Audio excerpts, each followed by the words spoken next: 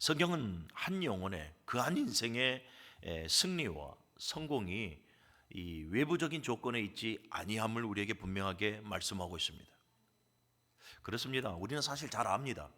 그 한 인생의 성공과 그 한 신앙의 승리가 외부적인 요건이나 열매에 있는 것이 아니라 마음에 있다라는 것을 우리는 잘 압니다. 다윗과 골리앗의 싸움을 우리는 보죠. 이 다윗과 골리앗의 싸움을 보십시오. 사울과 이스라엘 백성들은 이 골리앗의 외침 앞에 전쟁도 해보지 않았습니다. 골리앗의 외침 앞에 이미 주눅들고 이미 두려워하여 이미 전쟁에서 실패한 자로 보여집니다. 무엇이었습니까? 마음에서 무너져 버린 거예요. 그런데 다윗은 어떠합니까?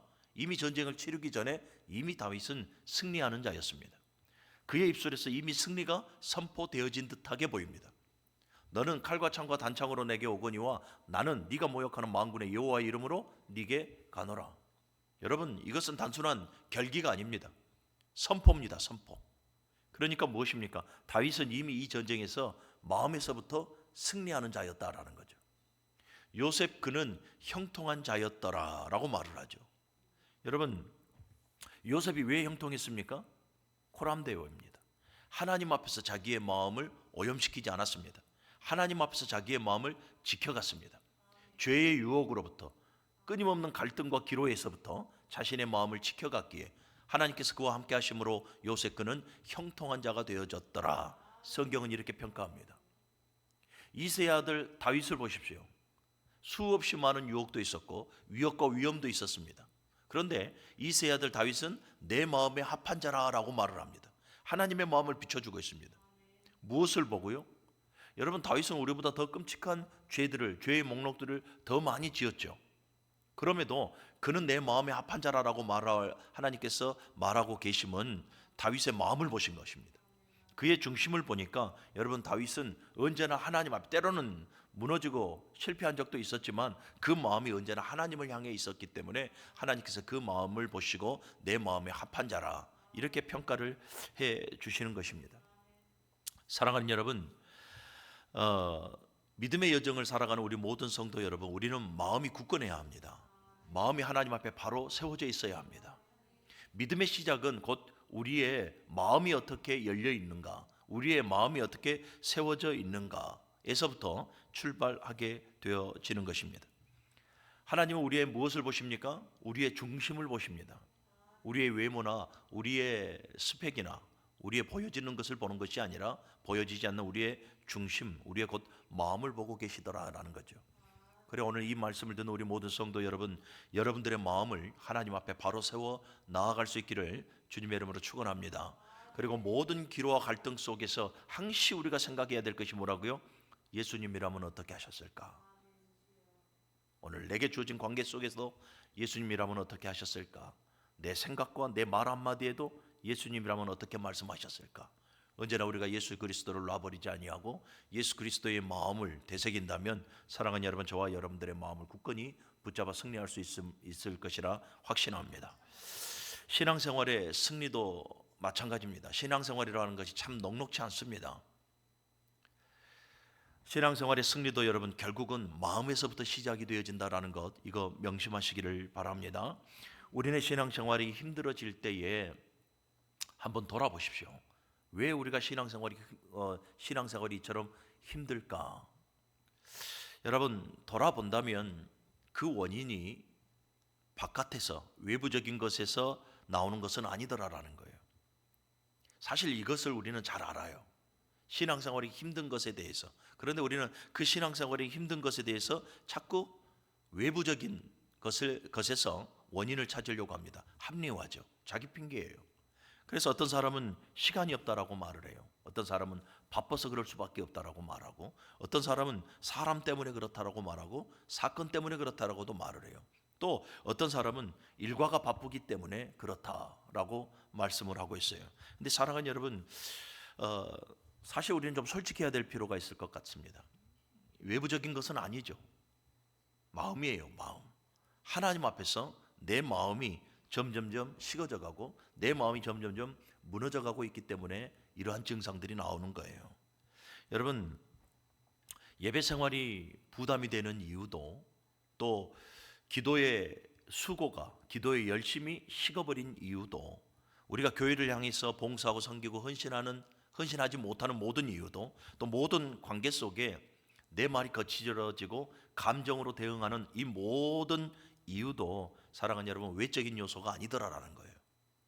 내 마음이 하나님 앞에서 식어지고 그 열정이 사그라지고 있기 때문이더라. 그래서 에베소서 2장 에베소 교회를 향한 주님의 음성을 우리는 들어야 됩니다. 첫사랑을 회복하라라는 거죠. 오늘 본문의 말씀을 보니까 하나님은 우리로 하여금 내 행동을 고쳐라, 보여지는 외적인 내 행동을 고쳐라 라고 말씀하지 않습니다. 내 마음을 지키라라고 이렇게 말씀을 하고 있습니다. 내 마음을 지키라라는 거예요. 여러분, 심장이 뛰지 않는 몸이 죽은 것 같이 여러분 우리들의 마음이 식으면 그 신앙은 점점 죽어갈 수밖에 없습니다. 병들어갈 수밖에 없고 결국에 가서는 여러분 완전히 죽어갈 수밖에 없다라는 거예요. 그래서 오늘 본문의 말씀이 무릇 지킬 만한 것 중에 내 마음을 지키라. 생명의 근원이 이에서 남이라. 생명의 근원이 이에서 난다라는 말이 뭡니까? 우리의 마음을 지키지 않으면 지키다라는 마음이 싸우다 이 말이에요. 내 마음을 싸워서 모든 갈등과 모든 상황 속에서 지켜내지 않으면 생명의 근원이 이에서 나니 내 마음을 지키지 않으면 결국 죽어갈 수밖에 없다라는 것을 우리에게 말씀해 주고 있는 거예요. 말씀을 지킨다, 마음을 지켜 나아간다라는 것이 사실은 쉽지만은 않죠. 여러분, 우리의 마음을 굳건하게 지키지 못하는 이유가 뭐라고 생각하십니까? 본질적인 이유를 들여다보게 되어지면 여러분, 마귀가 끊임없이 우리의 마음을 공격하고 있기 때문에 그래요.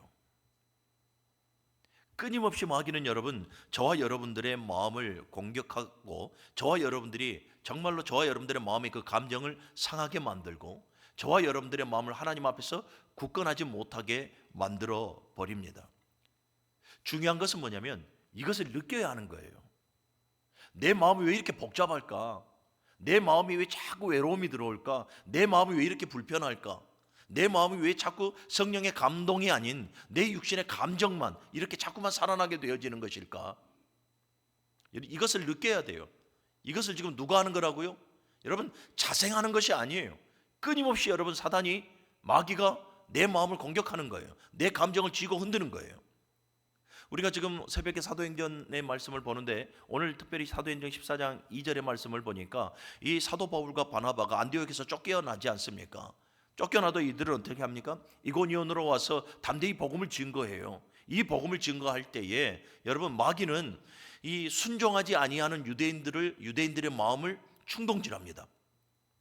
순종하지 아니하다라는 것은 복음을 밀어내는 거예요. 하나님의 말씀을 거부하는 거예요. 그 구원의 은총을 강팍한 심령이 되어져서 받아들이지 않는 거예요. 그런데 그들이, 이 유대인들이 그 유대인들 안에서만 끝내버리는 것이 아니라 그들이 또 누구에게요? 믿지 않는 모든 이방인들의 마음을 계속해서 충동질합니다. 그래서 악감이 생기게 만들어요. 이 악감이라고 하는 것은 뭡니까? 악한 감정이에요. 악한 감정이 생기게 만들어요. 그래서 어떻게 합니까? 이 바나바와 사도 바울을 돌려쳐서 죽이려고 하지 않습니까? 여러분, 이처럼 사단은요 계속해서 끊임없이 저와 여러분들의 마음을 쥐고 흔들고 있다라는 거예요. 이것을 우리가 느껴야 한다라는 거예요. 여러분, 마귀는 우리들의 마음을 공격합니다. 보십시오. 마귀가 이 예수 그리스도 이후에 사도들이 교회를 세워 나아가고 복음을 증거할 때마다 엄청난 공격을 해오죠. 첫 번째 보십시오. 외부적인 공격을 하지 않습니까? 교회가 막 태동되어졌을 때에 스데반 집사를 이 돌로 쳐서 죽이기까지 합니다. 외부적인 공격이에요. 야고보 사도를 칼로 참수형을 해서 죽이기까지 합니다. 또 이 베드로 사도를 계속해서 감옥에 보내봅니다. 외부적인 공격이 엄청나게 많죠. 그런데 여러분, 초대 교회를 보십시오. 외부적인 공격, 옆에 함께 있었던 사도들이 죽어나가도 교회는 어떻게 합니까? 더욱더 모여서 기도하고, 더욱더 말씀을 붙들고, 더욱더 성령으로 충만했고, 더욱더 복음을 증거하고, 더욱더 전도하고, 더욱더 모이는데 힘쓰는 교회가 되어졌습니다. 사단의 공격이 통하지 않죠. 그러니까 사단이 이번에는 어떤 방법을 씁니까? 외부적인 방법이 안 되니 내적인 방법을 사용하는 거예요. 내적인 공격을 시작하는 거예요. 그게 뭐예요? 마음을 공격하는 거예요. 마음을 공격해서 우리의 마음을 상하게 만들고 우리의 감정을 흔드는 거예요. 사랑하는 여러분, 사실은 태초부터 마귀는 이 방법을 사용하는 거죠. 마귀는 이 방법을 사용해서 사실은 재미를 많이 봐요. 처음 사람이었던 아담과 하와도 그들의 마음을 유혹해요. 그들의 마음을 흔들어요. 그래서 하나님의 말씀에 너희들이 동산 중앙에 있는 이 생명을 알게 하는 생명의 과실을 먹으면 너희들이 죽는다고 하더냐 의심을 집어넣죠. 마음을 흔드는 거예요. 사랑하는 여러분, 오늘날을 살아가는 우리들을 보면 참 많은 것에 있어서, 생각보다 많은 것에 있어서 우리는 그 마음을 빼앗기며 살아가고 있더라라는 거예요. 너무나 많은 것에서. 우리 마음을 한번 보십시오. 왜 우리 마음에 평안이 없고 왜 우리 마음에 기쁨이 없습니까? 그리스도 예수 안에서 왜 샬롬이 우리 안에 없습니까? 너무나 많은 것을 담고 있어요. 그리고 그 많은 것들로 인해서 우리의 마음이 오염되어지고 있어요. 우리가 담고 살아가고 있는 것이 뭡니까? 믿음이어야 하는데 우리는 불신을 가지고 살아가고요. 사랑이어야 하는데 우리는 시기와 질투를 담고 살아갑니다. 비교의식 속에 살아가고 또 근심과 걱정과 염려와 불안들, 세상의 모든 풍조들, 이러한 모든 것들을 우리 마음속에 담고 살아갑니다. 그러다 보니까 우리의 마음에 평안함이 없어요. 이 모든 것에 마음 뺏겨 살아가다 보니까 정작 우리 마음속에 충만해야 될 것들은 보이지 않습니다. 하나님의 말씀으로 충만해야 되고 성령으로 충만해야 되고 예수 그리스도의 보혈로 충만해야 되고 우리 안에 하나님의 은혜로 충만해야 되는데 너무나 세상 것들로 가득 채워 살아가고 있다 보니 내 마음속이 텅 비어 있는 거예요. 내 마음속이 텅 비어 있어요. 그래서 어떻게 되어집니까? 가란 심령이 되어져 가는 거예요. 목마른 심령이 되어져 가는 거예요. 채워도 채워지지 않는 그 가란 심령이 되어져 가고 있더라라는 거예요. 마음이 비어졌으니까 여러분 사명도 감당하지 못하는 거예요. 직분도 감당하지 못하는 거예요. 신앙의 삶 속에 소위 말하는 기쁨과 소위 말하는 재미가 없는 거예요. 여러분 그 어떠한 것의 원인이 아니라니까요. 오늘도 마귀가 끊임없이 우리의 마음을 공격하는데 우리가 그것을 깨닫지 못하고 너무나 쉽게 무너지기 때문에 사랑하는 우리의 마음속에 평안함이 없고 그의 나라와 그의 의를 위한 우리의 성김과 수고가 보여지지 않는 것입니다. 사랑하는 여러분, 마귀의 노림수대로 우리의 마음이 무너져서는 안 됩니다. 오늘도 여러분 이 말씀을 듣는 우리 모든 성도 여러분, 우리가 모든 관계 속에서 또 교회하는 예배하는 이 자리에서 모든 주어진 관계 속에서 사랑하는 여러분, 우리의 마음이 흔들리고 불편한 것은 저 때문이 아니에요.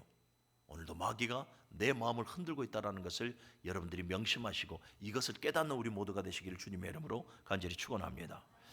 여러분 마음이 무너지면 나타나는 증상들이 무엇입니까? 제가 잠깐 언급했는데요. 마음이 무너지면 여러분 가장 먼저 예배가 형식화되어집니다. 기계적 의무예요. 종교성이에요. 종교적 의무를 종교적 이 예배관을 가지고 기계적으로 하나님 앞에 예배하는 거예요. 영과 진리로 예배하는 것이 아니라 내가 예수 믿는 사람이니 이 예배 자리에 나오지 않으면 불편한 거예요. 나의 만족을 위해서 예배하는 것. 우리 그렇게 변질되어져 버려요. 또 마음이 무너지면 여러분 하나님의 말씀이 의심되어지기 시작합니다.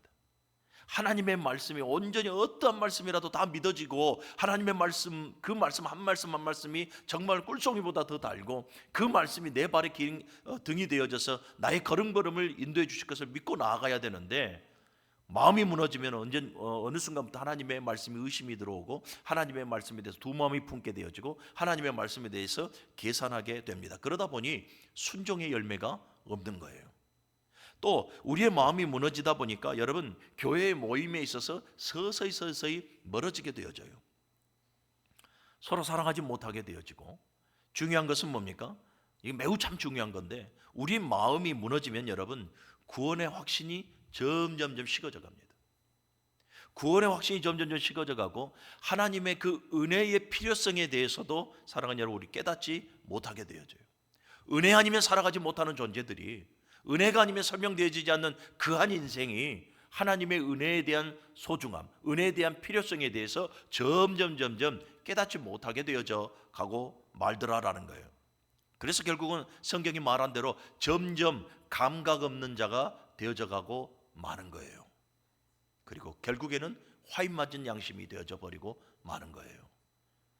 그래서 사랑하는 여러분, 마음이 중요한 거예요.